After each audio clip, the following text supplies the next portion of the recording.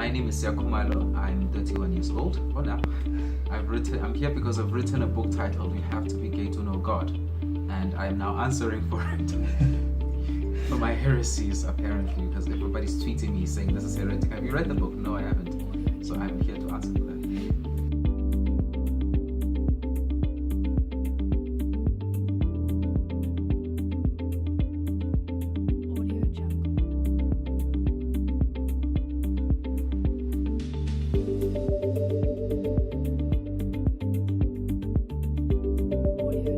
You have to be gay to know God. Alright, I do believe there's a God. I also believe that nothing in all of the universe has to be anything other than what it is to be acceptable to God. I mean, otherwise why would God have put it there? If he wanted it different, he would have made it different. It is what it is because it is what it's supposed to be. So I'm gay, and a lot of people think that being gay is an abomination before God. I'm like, then I wouldn't be gay. I'd be something else. God loves everything as it is. That's why it exists. Why would he give himself the headache of having stuff in creation that is like, why? Who does that? Who creates something that goes, I hate this, I hate this? No, you turn it into what you do want it to be, and if it is a certain way, then you have to take responsibility that it must have been what you wanted all along.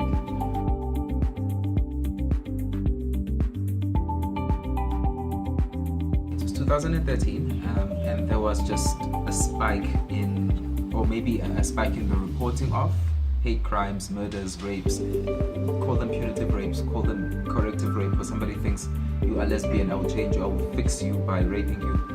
And the discussions that were being had online, instead of them being about, wait, there's a problem here, or these are the implications for all of society, the discussions instead were about whether homosexuality is right or wrong. And that's when I realized a lot of mainstream Christian practice and theology is not helpful. It's not taking us where we, people of faith, are trying to go. And I realized that somewhere along the line we misinterpreted the data. So again, level of consciousness, people just do the best they can based on the information they have. So I started questioning a lot of the assumptions we take into the scriptures that make up the Christian Bible, and I said, guys, let's look at the context, let's look at the themes, let's look at this book, and also let's look at how this interpretation plays out in society today, and how the mistakes that were made 2,000 years ago continue being made today. So the Bible isn't one thing and history another, it's actually a continuation.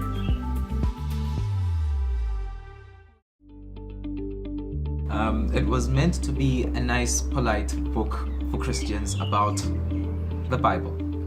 I write Bible commentary when I'm bored, which is, well, I guess it's one way to pass the time. And it was me sharing that with a lot of Christians, saying, guys, these are the issues that are coming up today. They're not that different from the issues you see in the book of Acts, which had the early church fighting. Do we get circumcised? Do we not get circumcised? What was the dietary code? What are our living arrangements? And it was very difficult to pass that on to any publisher. But I was found by a publisher who said, listen, if you're willing to write about how you arrived at these beliefs in the course of your own life, if you're willing to get naked, as it were, you might have a stronger book. And also just put in some of the social political commentary that is on your blog. So the book became kind of a soup, but with a thread running through it. The thread is, we have to become more self-aware. Again, consciousness, awareness. We have to face our shadow, we have to face our demons. It is something that's been said by all 3,000 religions out there, I think, or all 3,000 years worth of religious practice. We each have the potential for good, evil, light and dark. We have to become aware of the choices we're making in which way, and the ramifications for the world we live in.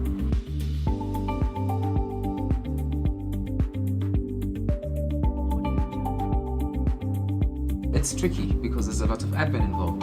You start writing about something that happened, you're like, should I check this with the 4 people who were in the room? Maybe if I make you sound better than you really were, I don't care about how you sound, maybe then I can get away with writing it and just checking it against 2 people instead of all 4. Because otherwise it becomes writing by consensus, and somebody will come back and say, no, that's not what happened, that's not how it happened. And then he said, she said, my word versus your word. it becomes difficult in that sense. Also, you don't know how much is too much.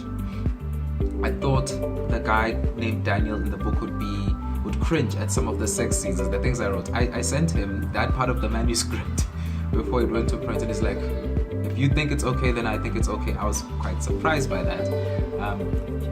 So it's just about people's privacy. It's about it's about ethics, really. That's where the difficulty came in.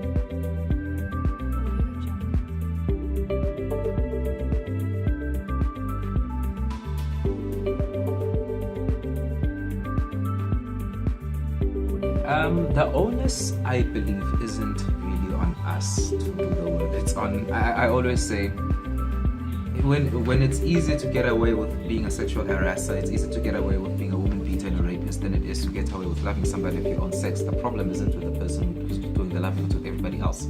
So the onus is on them. But tactically, the responsibility has fallen on us. And in my head, how we do better is we don't retreat from any battlefield. So if somebody says, my religion says this, like, we actually have to know that book better than they know that book. If somebody says science says, we actually say, well, actually we've been out in the wild, we've caught lions doing this, ducks doing this, geese. It goes on and on. So your science is wrong. If somebody comes along and says anything that's homophobic, we have to know the arguments. So it's kind of like how in Christianity you have apologetics. The LGBTI community can also deepen its own apologetics, and what we're really fighting for isn't gay rights, it's human rights. And that's the picture we need to paint, because people work from self-interest. So straight people, when they hear about hate crimes and rape, the ones who are not deeply religious or deeply hateful will be like, oh wow, that's terrible, that's a concern. It's only when you tell them how their survival is bound up to that of LGBTQ plus people that they will start sitting up and being allies and marching with you. So I think we have been doing the work to an extent, and now we're just at a tipping point, and it's now is the time to all throw our weight behind pushing the mass of society over the tipping point, that critical mass.